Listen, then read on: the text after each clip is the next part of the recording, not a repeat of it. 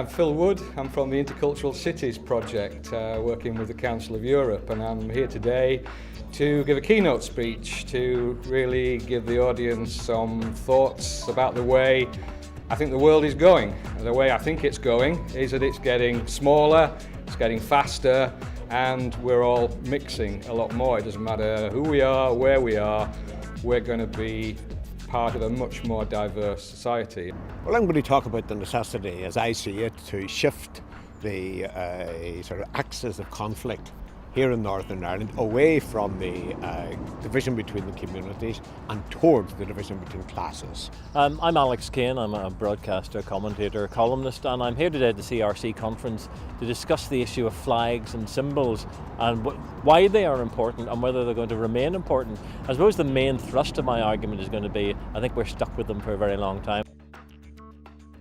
I'm Finola Meredith, writer and broadcaster, and today I'm going to be talking about language, politics and identity and how they all intersect, and particularly this question of who owns language or who could be said to own language. It's great to be up here today because I've been coming now for the last 10 or 12 years to the Community Relations Council conference, and I always find them very important and very insightful. And I think particularly the idea today looking at identity is a very important one. I've been working with the Community Relations Council for many years in my role, and I find this policy style of conference incredibly thought-provoking, and certainly today in particular really provoked me to think about what we're doing in terms of helping communities move along. Quite often we see ourselves as being unique when in actual fact we're part of a wider global society, and we have to learn to see ourselves as part of that wider society and interconnect and share knowledge on how other people deal with conflicts. I think this conference is inspiring today, and I think it's vitally important that cities and towns and across Northern Ireland we hear the message that community relations actually is about business. It's about how we develop our cities, it's about getting at policy level, and it's not just about taking people on a bus trip somewhere.